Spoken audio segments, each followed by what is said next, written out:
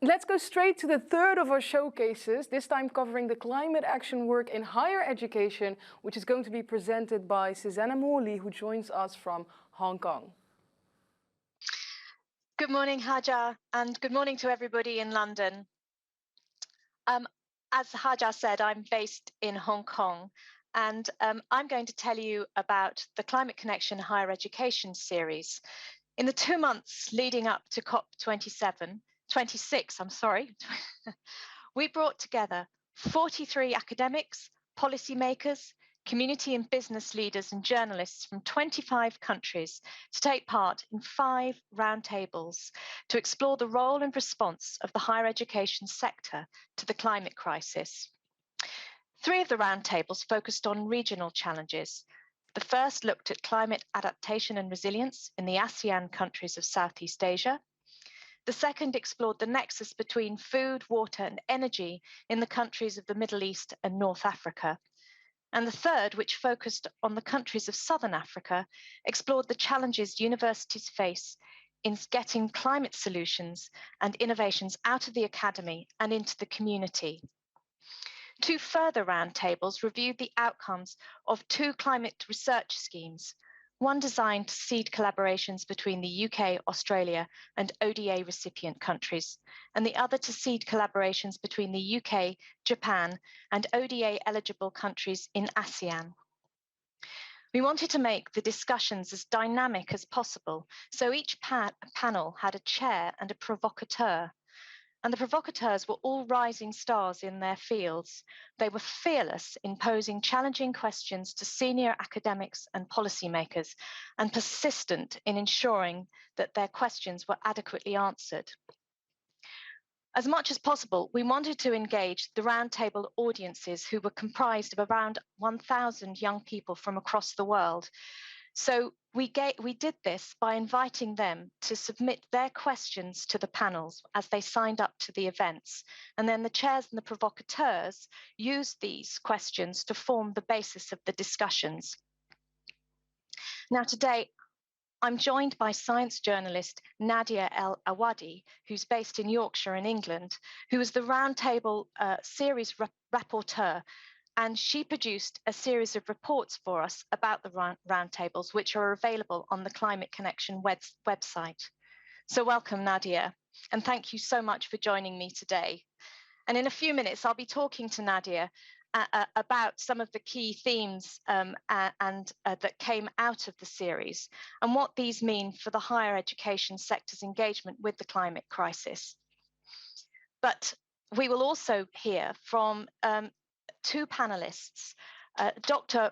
Romyan Kosai Kanont, a distinguished senior academic from Thailand, and also a rising star science journalist from Egypt, Rehab Abdal Mohsin.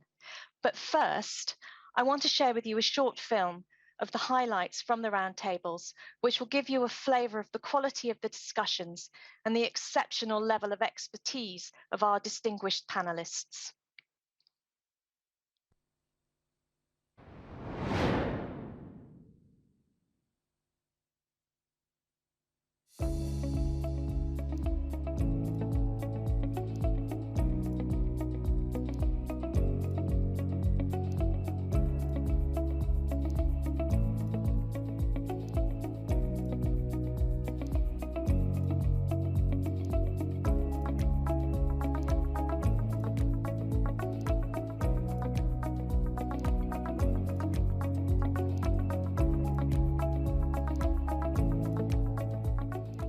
Where are the messy realities, and then bring in the climate change, because it's the system that's failing us, not only just climate change. This is a big problem, and it might not be a problem for you where you are, but for the majority of people around the world, it is an issue. We have to think about the role of education, what it actually means at this time of our life. Having seen the impact of the climate change, we see that it is interconnected and it's everybody's issues. So higher education have to stop acting as if it is in the ivory tower, diversity contributes to richness of insights and to creativity. And I think more than ever, we need creativity to deal with climate change in sub-Saharan Africa and the globe. Women, often in early career positions, need those opportunity and training because there's very few of them in decision-making positions. I know that there are many, the other young researchers like me, they also looking for the chance to contribute. There is opportunity here to, break barriers and allow universities to departments within universities to work together and bring big numbers. It can be from innovation, basic research, surveys, social enterprise. That kind of work remains untapped, but the potential is huge. To provide more opportunities for students and learners to work interdisciplinarily, particularly when we're talking about issues such as climate change, which are highly complex. Recognizing the kind of multidisciplinary and interdisciplinary nature of science, but also how you can't just jump from knowing nothing to a solution. You have to build on the basic science as well. There is nothing sacred about anybody's idea. All ideas need to be challenged. The only resource that is really scarce in this region is water. We need to improve the water efficiency use, to have new innovative technology in agriculture, new innovative technology in desalination, reuse of treated wastewater, and recycling our treated wastewater. Science and policymakers, if they work together, they pretty much can solve a number of the pressing problems facing this and the future generations. For policymakers, I would really love to see more transparency when it comes to data sharing. We need really to pay more attention to research and researchers, to keep our researchers in our countries so they can develop adapted solutions for our nations. Government has a choice to lead or to lag. But I think the groundswell of commitment from community and from business gives me great hope that collectively we can get there with or without them. All of us in our different roles as universities, communities, and our policymakers together, we can do much more.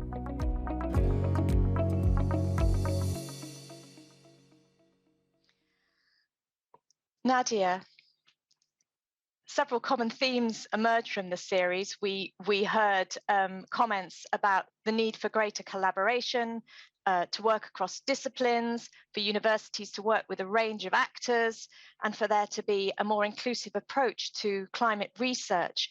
But what for you are the two key takeouts from the series? Thank you so much for having me, Susie. It was a great privilege to be able to work or to report on the roundtables. I learned a lot as a science journalist. I think I have two main key takeaways. One was related to the problem and the other is related to the solution. Regarding the problem, I learned how messy and complex the intersection is of climate change with all of the various different sectors of society. It intersects with industry, it intersects with policy, it intersects with water and agriculture and our transportation systems and with tourism. And it affects human life, it affects biodiversity, it affects so many different sectors of society and life here on Earth. And in order to be able to deal with such a complex issue, it gives us a solution of the need for diversity, which is my second takeaway, is that the need for diversity in addressing all of these problems. And that diversity, we hear a lot about it. We heard a lot about it today with the importance of involving youth. I was really inspired by the people who we've listened to today, and also other types of people from different sectors of society, from different disciplines. I think that is a good moment to hear what Dr. Romyan had to say about power dynamics between academics and policymakers and local communities, and the value and importance of local know-how and having an inclusive approach to combating the climate crisis. So we'll hear from Dr. Romyan now.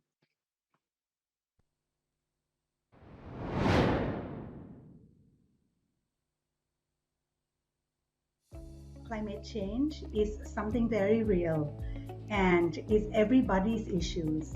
The researchers themselves are so into the topic that they are working on. They have knowledge, but perhaps they don't really have a power. But for the politician or the policymakers, they may have power, but maybe not the knowledge. And then I think we forgot totally the third part, which is the local wisdom, the people on the ground who are actually experiencing this climate change and the impacts every day. I think the three have to work together. The bottom line is that, with higher education, and especially in this region of the world, it's a power game as well, it's a power relations.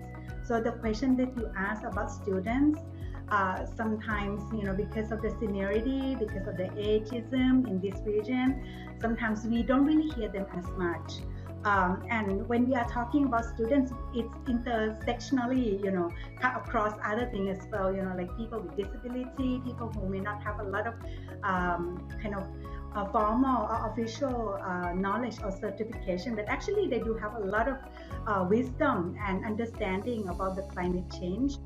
I think the most important thing is that, we have to we truly believe in what we say or what we're believing in and act upon it.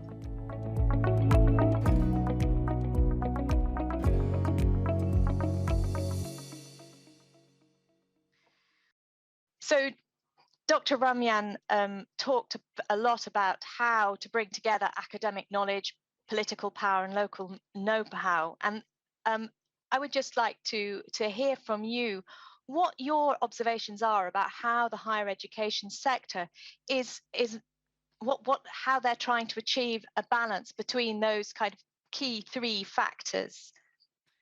Susie, the roundtables included so many examples of scientists working together with the various sectors of society in order to have impact on the issues of climate change. And I'll just bring out two of those examples. One was from the University of Zambia, where students were working together with the local authorities and with other various sectors in order to come up with solutions, with innovative solutions for climate change, for example, with flood resilience and with urban sprawl. And they were actually getting assessed in their universities on their engagement with climate change. And they also become very highly employable once they're graduated from university because of the skills that they gain through these kinds of projects. And then the other example was in Indonesia, where scientists from various local universities were working together with the local authorities, with NGOs, with industry, with even with religious groups, gaining the local wisdom from all of these different groups and working on tsunami local monitoring. And so there's so many great examples of how all of these different sectors, when they come together, that they actually have a great positive impact. Thank you for that, Nadia. I think there's time to hear once more from Rehab Abdel-Mohsin, who made some really interesting points about data sharing and data transparency. But I think critically, she talks at length about the role of journalists and communication and the important role that they play. So let's hear from Rehab now.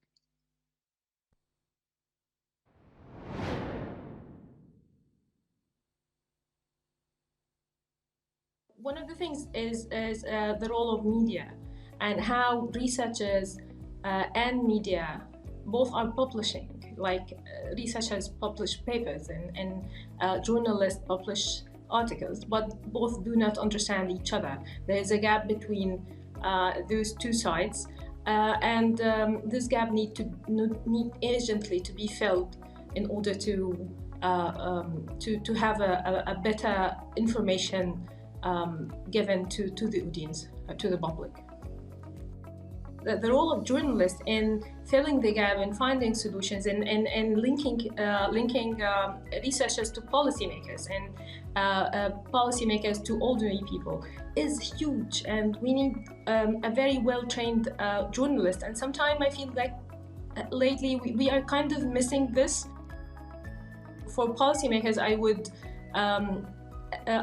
really love to see more transparency when it comes to data sharing.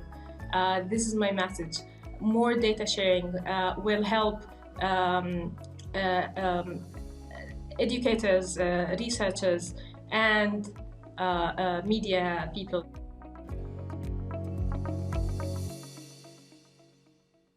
just to finish, I think that communication is such a critical element of the success, or the make or breaking of a successful climate research.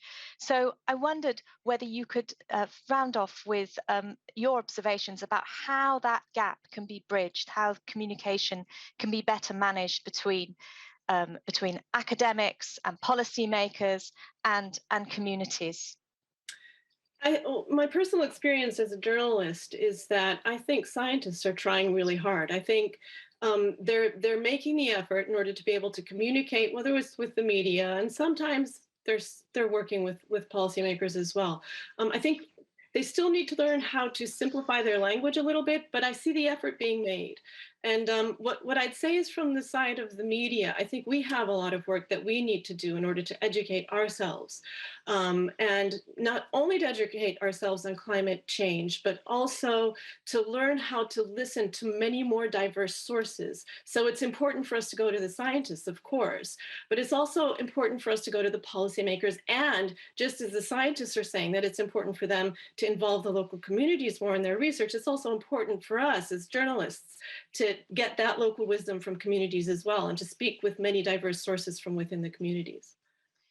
Nadia, thank you so much for joining us today and for sharing your thoughts. There's so much more to say, so much more to reflect on, but I'll now hand back to Haja in London, and thank you very much, everybody. Thank you so much, Susannah, and indeed thank you so much, Nadia, and of course also a big thank you to the team in Hong Kong for joining us, because we do realize that it's a little later there, so we really appreciate you being here.